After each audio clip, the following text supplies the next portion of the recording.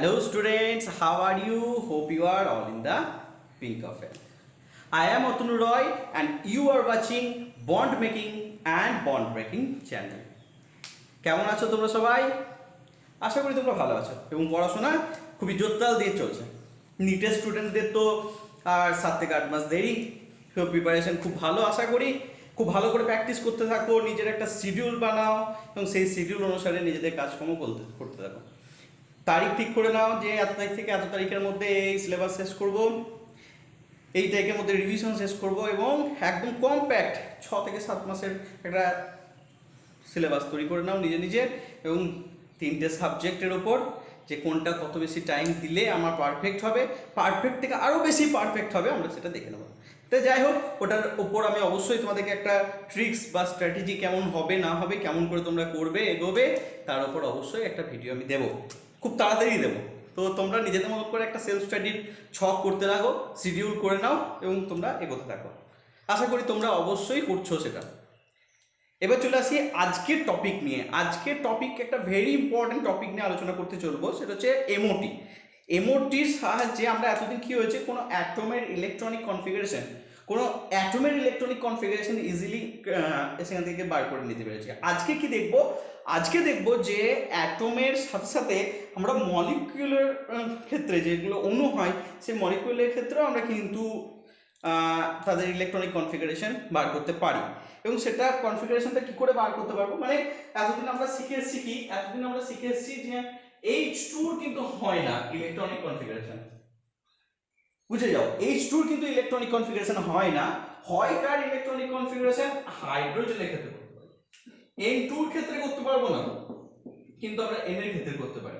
আমরা O2 এর ক্ষেত্রে করতে পারি না, কিন্তু আমরা O এর ক্ষেত্রে করতে পারি। তাহলে আমরা এতদিন পর্যন্ত কি শিখেছি, এরকম অ্যাটমের কি শিখেছি, অ্যাটমের যেগুলো আছে সেগুলোর ইলেকট্রনিক কনফিগারেশন শিখেছি। আজকে দেখব যে কেবলমাত্র যেগুলো হোমোনিউক্লিয়ার, যাদের একই ধরনের, যেমন হাইড্রোজেনকে ভাঙলে দুটো হাইড্রোজেন অ্যাটম পাওয়া যাবে, অক্সিজেনকে ভাঙলে দুটো অক্সিজেন অ্যাটম পাওয়া যাবে, নাইট্রোজেনকে ভাঙলে দুটো নাইট্রোজেন অ্যাটম পাওয়া যাবে, রাইট?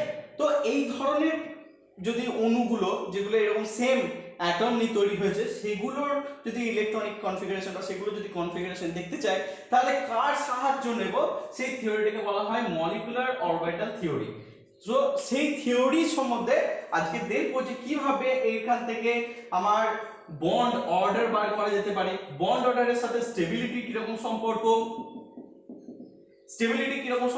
এর সাথে সাথে কি দেখবো, এর সাথে সাথে আমরা দেখবো যে আমাদের বন্ড লেন্থের সাথে কোনো রিলেশন আছে কিনা, এর সাথে কি দেখবো, বন্ড ডিসোসিয়েশন এনার্জির কোনো রিলেশন আছে কিনা। এতগুলো টপিককে আজকে আমরা কভার করতে চলেছি। তো সময় নষ্ট না করে চলো with optimistic energy, so let's start. তো ফার্স্ট অফ অল আজকে কি দেখবো, আমরা ইলেকট্রনিক কনফিগারেশন করে এসেছি, সেখানে হাফ ফিল্ড ফুল ফিল্ডের ফ্যাক্টর দেখেছি, রাইট? সেখানে হাফ ফিল্ড ফুল ফিল্ডের ফ্যাক্টর দেখেছি। কিরকম ফ্যাক্টর, যেমন ধরো ক্রোমিয়ামের ক্ষেত্রে ইলেকট্রনিক কনফিগারেশন করেছি একবার। ইলেকট্রনিক কনফিগারেশন জিনিসটা কি সেটা একবার দেখিয়ে দিই, যে 1s 2s 2p 3s 3p।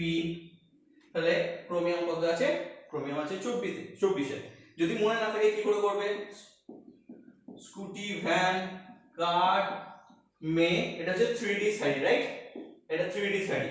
তাহলে কি কি পাচ্ছি, স্কুটি ভ্যান কার মে ফে কো নিকেল কপার, আর আলটিমেটলি আমরা পাচ্ছি কি জিঙ্ক। তাহলে কি কি পাচ্ছি, দেখো স্কুটি মানে স্ক্যানাডিয়াম আছে কত, 21 থেকে শুরু হয়, এটা কি সারি, 3D সারি এবং ফার্স্ট ট্রানজিশন এলিমেন্টস বলা হয় এদেরকে, ফার্স্ট ট্রানজিশন এলিমেন্টস। সেই ফার্স্ট ট্রানজিশন এলিমেন্টস এর মধ্যে কে পড়ছে, ক্রোমিয়াম পড়ছে। ক্রোমিয়াম কততে আছে দেখো, 21 22 23 24, অ্যাটমিক নাম্বার 24। এবং আমরা কি করব, এর ইলেকট্রনিক কি বার করব, এর ইলেকট্রনিক কনফিগারেশন বার করব। এবং আমরা জানি ইলেকট্রনিক কনফিগারেশন কি করে বার করতে হয়, তার একটা জেনারেল ফর্মুলা আছে, 1s2 2s2 2p6 3s2 3p6 3p6, right? তাহলে দেখো 2 2 4 6 10 2 12 আর 6 কত হলো, 18 হলো, এখন লাগবে তাহলে 4s2 এবং আলটিমেটলি এখানে পেয়ে গেলাম 3d4।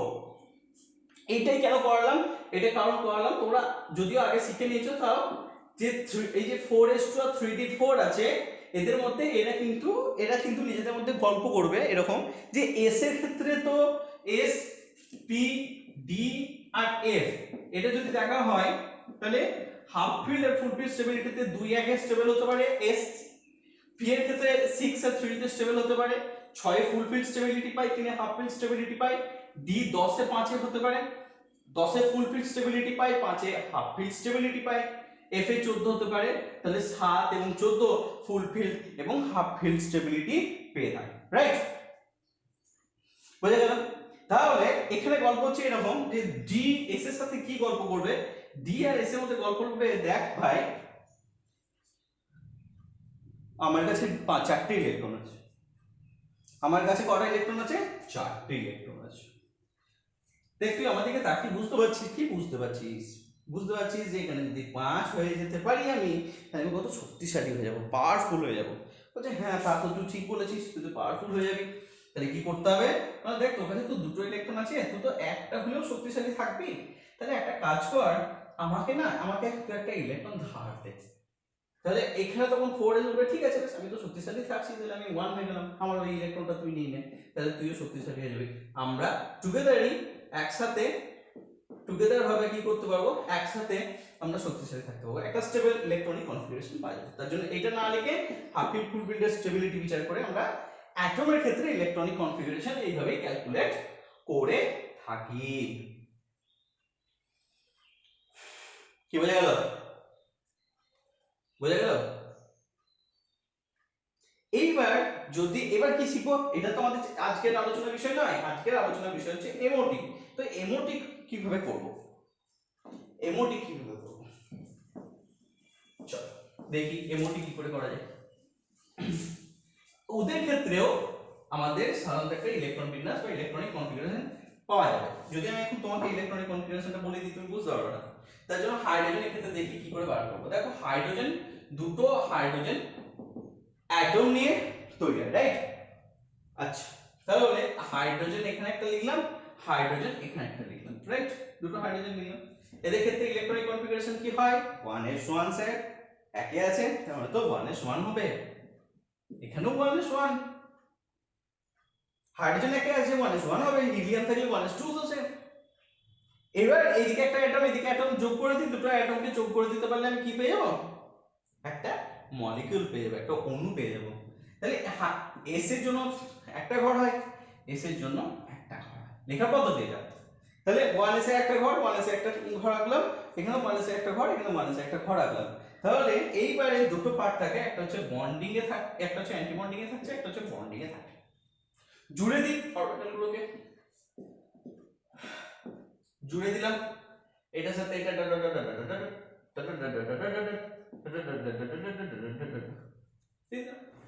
এবার 1s এর ক্ষেত্রে কটা ইলেকট্রন আছে? একটা ইলেকট্রন আছে। 1s এর ক্ষেত্রে কটা ইলেকট্রন আছে? একটা ইলেকট্রন আছে। বুঝা গেল? তাহলে এই ইলেকট্রনটাকে এখানে দিয়ে দিই, এই ইলেকট্রনটাকে এখানে দিয়ে দিই। এইটাকে বলা হয় সিগমা 1s, আর এর অ্যান্টিতে আছে, এটা অ্যান্টিকে ডিনোট করে স্টার দিয়ে, সেটা বলা হচ্ছে সিগমা স্টার 1s। কি বললাম?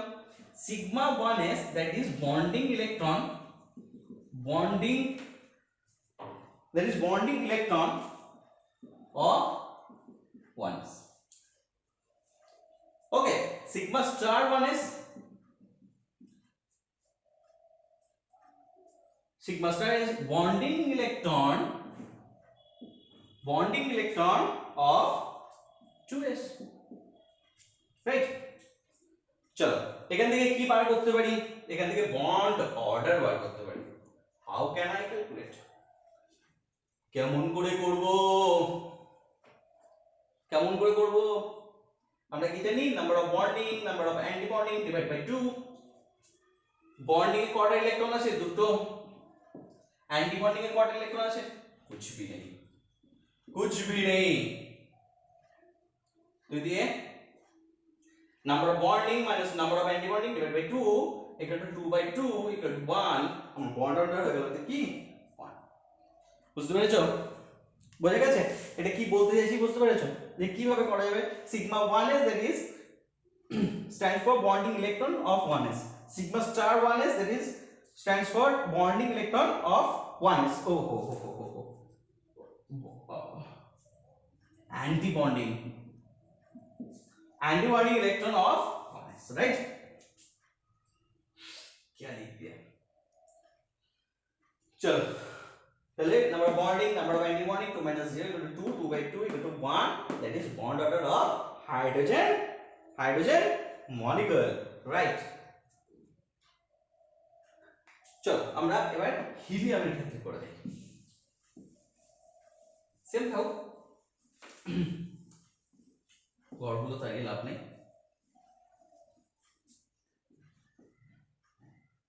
বারবার খাটতে কে চাই বলো।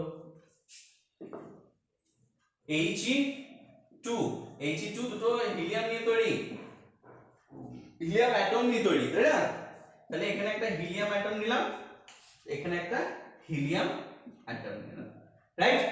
তাহলে এই হিলিয়াম অ্যাটমের জন্য হয় 1s2, এই হিলিয়াম অ্যাটমের জন্য হয় 1s2, 1s2 মানে দুটো ইলেকট্রন, এখানে 1s2 মানে দুটো ইলেকট্রন, রাইট? এখানে টোটাল কত হলো? দুটো ইলেকট্রন, মোট চারটে ইলেকট্রন গেল, কারণ হিলিয়াম একটা হিলিয়াম অণু দুটো হিলিয়াম পরমাণু নিয়ে গঠিত হচ্ছে। তাহলে টোটাল চারটে ইলেকট্রনের মধ্যে বন্ডিং এ তো আমি দুটো বেশি ইলেকট্রন রাখতে পারছি না, পারছি না, তার জন্য অ্যান্টি বন্ডিং এ দুটো ইলেকট্রন চলে যাবে। তাহলে এক্ষেত্রে বন্ড অর্ডার কত দাঁড়ালো? Number of bonding minus number of anti bonding divide by 2, তাহলে number of bonding 2 minus 2 by 2, 0 by 2 সমান 0, তাহলে বন্ড অর্ডার কত হয়ে গেল? 0 হয়ে গেল। বোঝা গেল কিভাবে বন্ড অর্ডার ক্যালকুলেট করব? চলো এবার একটু বড়তে যাই।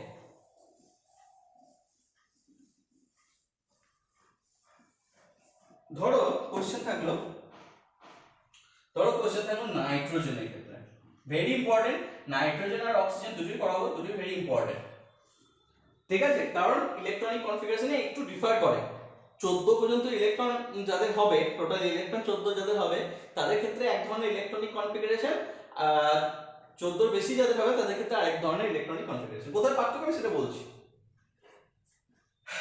একটা নাইট্রোজেনে যখন ইলেকট্রনিক কনফিগারেশন করছি, নাইট্রোজেন সাথে আছে, তার মানে 1s2 2s2 2p3 পাচ্ছি, রাইট? তাহলে এখানে আমি একটা নাইট্রোজেন নেব, এখানে একটা নাইট্রোজেন নেব, এখানেও একটা নাইট্রোজেন নেব। এখানে তো ফার্স্ট সেলে তো যেমন করে হয় 1s থাকবে, তার উপরে 2s থাকবে, তার উপরে 2p থাকবে। বোঝা গেছে কি বললাম? এখানে 1s থাকবে, এখানে 2s থাকবে, আর এখানে 2p থাকবে। অবশ্যই 2p তে তিনটে ঘর হয়, 2p তে তিনটে ঘর হবে, দেখ খুব ইজি, 2p তে তিনটে ঘর, তাই না? 1s এর ঘর কয়টা হয়? একটা, 2s এর একটা, 2p তে তিনটে। d যদি থাকতো কয়টা ঘর হতো? পাঁচটা ঘরে ইলেকট্রন 10টা ইলেকট্রন থাকতে পারে। আর f এর ক্ষেত্রে যদি দেখতাম কয়টা হতো? 7টা, 1 2 3 4 5 6 7, তাই না? তাহলে f এর 7টা, টোটাল 14টা ইলেকট্রন, 10টা ইলেকট্রন থাকতে পারে। তাহলে এর অ্যান্টি বন্ডিং এ ঘর আছে, ফুলফিল করতে পারো, না লিখলেও কোনো ব্যাপার না। এটা ক্ষেত্রে বন্ডিং এ অ্যান্টি বন্ডিং আছে, এখান থেকে কনক্লুশন আসবে কিন্তু, ঠিক আছে? এগুলো তো লেখার জায়গা পাচ্ছি না, চল ছোট করে দিই,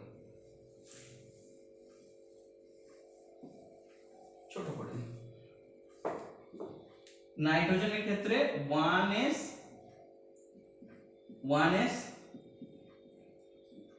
অ্যান্টি বন্ডিং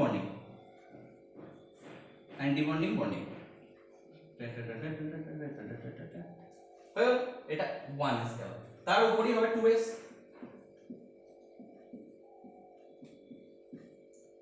2s তো তাই বন্ডিং এ কিছুটা, অ্যান্টি বন্ডিং এ কিছুটা।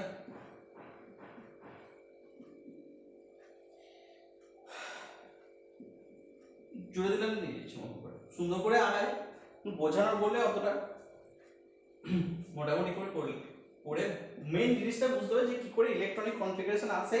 ইলেকট্রনিক কনফিগারেশনে যেমন 1s2 2s2 এরকম করে লিখছি, সেরকম মলিকুলার ক্ষেত্রে কি লিখবো সেটা একটা উদ্দেশ্য এরকম আছে। এইবার এখানে ডিফাইন করবে যে কিভাবে আমি নাইট্রোজেনের ক্ষেত্রে লিখবো। এর ক্ষেত্রে লিখবো কি করে, নিচে দুটো উপরে একটা, রাইট? কোনটা কি নাম আমি তোমাদেরকে বলছি। একইভাবে উপরে দুটো তার উপরে জুড়ে দাও,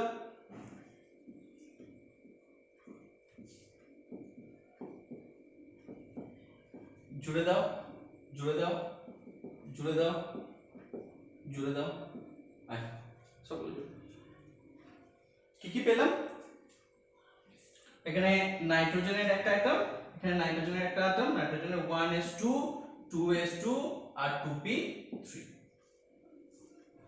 এই নাইট্রোজেনেরও সেম 1s2 2s2 2p3। ঠিক আছে, তাহলে প্রথমে বন্ডিং এ ইলেকট্রন যাবে, প্রথমে বন্ডিং এ ইলেকট্রন এলো চারটে আছে, তারপরে অ্যান্টি বন্ডিং ইলেকট্রন গেল, তারপর বন্ডিং ইলেকট্রন এলো, তারপরে অ্যান্টি বন্ডিং ইলেকট্রন গেল। এবার এখানে ছটা ইলেকট্রন আছে, তাহলে ছটা ইলেকট্রন মানে একটা দুটো তিনটে চারটে, যদিও একটা একটা করে ঢুকবে তারপর ডবল ডবল করে ঢুকবে, রাইট? তারপর এখানে দুটো, আগে এই দুটো ফুলফিল হবে তারপর উপরেরটা যাবে। এবার নাম কি হবে প্রত্যেকটার, এইটার নাম হয়ে যাবে সিগমা 1s, তার উপরটা সিগমা স্টার 1s, এটা সিগমা 2s, তার উপরটা সিগমা স্টার 2s, এটা পাই 2px, এটা পাই 2py, এটা সিগমা 2pz। তার উপরটা কি পাচ্ছি, এত কিছু করার কিন্তু দরকার হবে না, প্রথমে একটু শিখে নি তারপর করব। Pi star 2px, pi star 2py, sigma star 2pz। বুঝা গেছে? দেখো বুঝতে পেরেছো কিনা,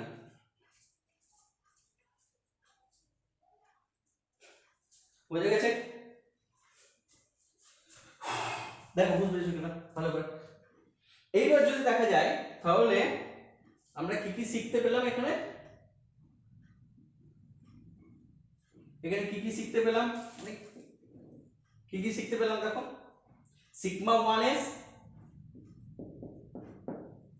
সিগমা স্টার 1s, ঠিক আছে? পরপর লিখতে হবে, তো বোর্ড দেখতে হবে না বলে নিচে নিচে লিখছি। Sigma 2s, sigma star 2s, এখানে পাই 2px, এখানে পাই 2py, সিগমা 2pz, তার উপরে পাই স্টার 2px, তার উপরটা পাই স্টার 2py, তার উপরটা সিগমা স্টার 2pz। এই গোটা page sigma 1s, sigma star 1s, sigma 2s, sigma star 2s, pi 2px, pi 2py, pi 2pz, sigma star 2px, sigma star 2py, sigma star pi 2p, pi star 2px, pi star 2py, sigma star 2pz। Electron ভরে দিলাম। এবার দেখো এখানে দুটো electron আছে, right? তাহলে sigma 1s কটা electron পেয়েছে, দুটো। সিগমা স্টার কটা ইলেকট্রন পেয়েছে, দুটো। সিগমা 2s কটা ইলেকট্রন পেয়েছে, দুটো। সিগমা স্টার কটা পেয়েছে, দুটো। পাই 2px কটা পেয়েছে, দুটো। পাই 2py কত পেয়েছে, দুটো। সিগমা 2pz কটা পেয়েছে, দুটো। এগুলো তো নেই। তাহলে কি হলো, বন্ড অর্ডার, বন্ড অর্ডার কি হবে, নাম্বার অফ বন্ডিং মানে number of anti bonding divide by 2। তাহলে বন্ডিং স্টার নেই কোনগুলো দেখতে হবে, একটা, রাইট? একটা, দুটো, তিনটে, চারটে, পাঁচটা, 5 দুগুণে 10, মাইনাস অ্যান্টি বন্ডিং আছে ওটা একটা, দুটো, তিনটে, এগুলো তো পাইনি, তো পেয়েছি কোনটা, এখানে একটা দুটো, তাহলে 10/4 মানে হচ্ছে কত 2, 6 মানে 6/2 মানে বন্ডটা কত হলো 3। তাহলে ফর নাইট্রোজেন n এর ভ্যালু কত হয়ে গেল? ফর নাইট্রোজেন n এর ভ্যালু কত হয়ে গেল? বন্ড অর্ডার হয়ে গেল 3। ফর নাইট্রোজেন বন্ড অর্ডার কত হলো 3, বুঝা গেল? আর আমি কিন্তু এই 6 লিখবো না, শুধু আমি এবার এখানে এটাই মুক্ত করব। হ্যাঁ, একটা কথা, যদি 14টা ইলেকট্রনের বেশি ইলেকট্রনের উপর কনফিগারেশন বার করতে চাই, তাহলে এই যে সিগমা 2pz টা এখানে চলে আসে, বুঝা গেল? এই সিগমা 2pz টা এখানে চলে আসে, বাস শুধু এইটুকুটা ডিফারেন্স। মানে এখানে সিগমা 2pz টা এই নিচে চলে আসবে আর এই দুটো তার উপরে চলে যাবে, আর কিছু ডিফারেন্স নেই, বুঝা গেছে? তাহলে চলো একটা প্রবলেম সলভ করি। এবার একটা প্রবলেম সলভ করি,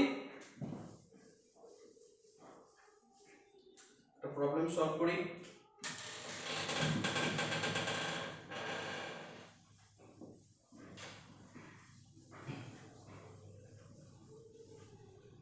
প্রবলেমটা কি আছে? প্রবলেমটা হচ্ছে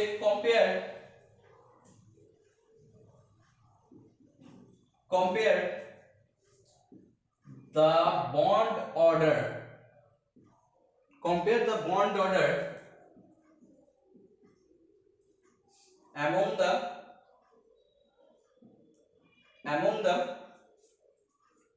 elements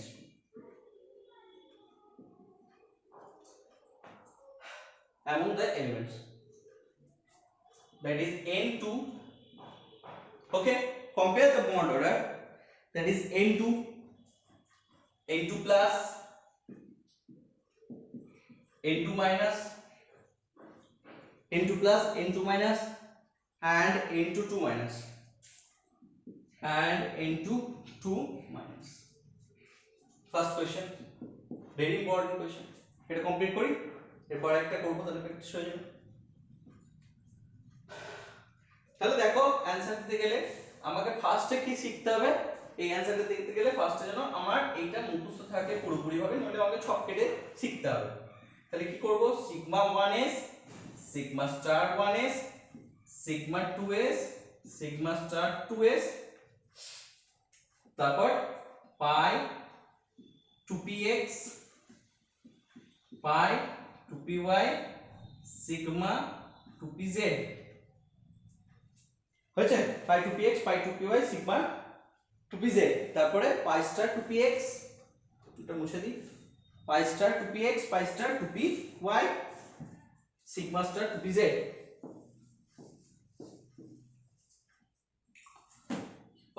pi star 2px, pi star 2py, sigma star 2pz and so on and so on. Bracket দিয়ে দিই, পদরস্ত লাগবে। অনেকে আবার এইটুকুটা লেখে না, এইটুকুটা বদলে কে কে লেখে। ওকে, যদি কি মনে হয় যে এটা লিখবো না, তাহলে কে কে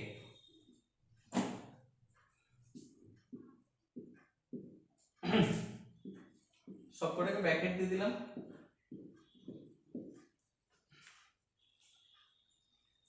আলাদা করে বোঝার জন্য, যাতে প্রত্যেকের অস্তিত্ব বোঝা যায়।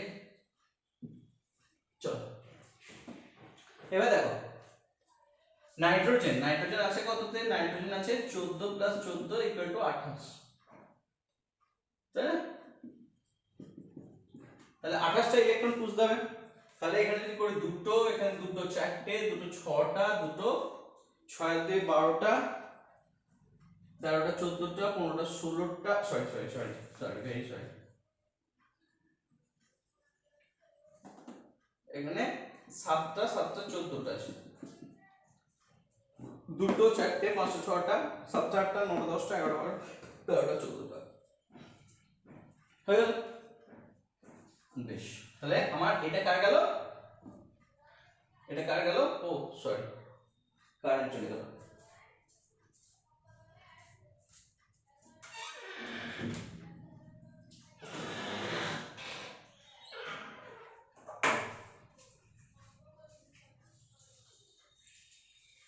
চলো, কারেন্ট আউট হয়ে গেছে, রাইট?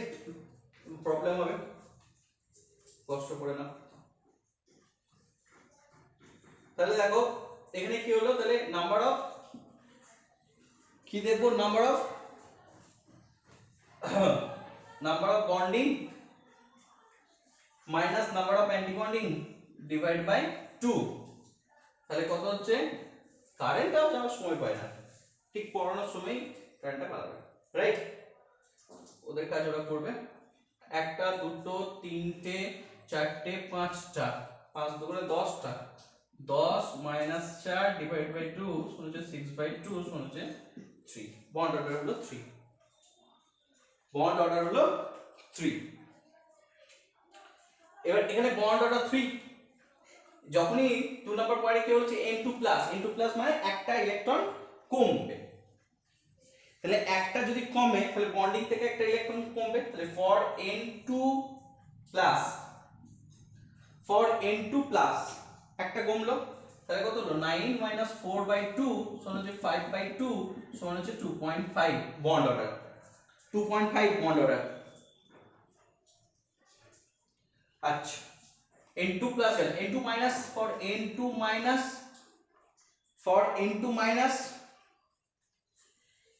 একটা বাড়বে, একটা বাড়বে মানে অ্যান্টি বন্ডিং এ বাড়বে, তাহলে 10 মাইনাস 5/2 সমান হচ্ছে 5/2, এটা মানে 2.5 হলো। N2 2 মাইনাস আরো একটা ওখানে বাড়লো,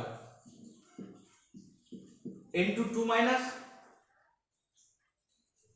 আর একটা ওখানে বাড়লো N2 2 মাইনাস এর ক্ষেত্রে, মানে N2 2 মাইনাস এর ক্ষেত্রে এখানে দুটো ইলেকট্রন বাড়বে, মানে অ্যান্টি বন্ডিং ইলেকট্রন বাড়লো, তাহলে 10 মাইনাস অ্যান্টি বন্ডিং এ আর দুটো ইলেকট্রন বেড়েছে, তাহলে কটা অ্যান্টি বন্ডিং ইলেকট্রন আছে দেখো, এখানে দুটো অ্যান্টি বন্ডিং স্টার, এখানে দুটো, এখানে দুটো, 6টা, তাহলে 10/6 মানে হচ্ছে 4/2 সমান হচ্ছে 2, বুঝা গেল, একটু 6টা আসছে তাই না, উপায় নেই, নইলে লাইট পাবো না, জানলাটা খুলতে হয়েছে, জানলার জন্য 6টা চলে আসছে, নো প্রবলেম।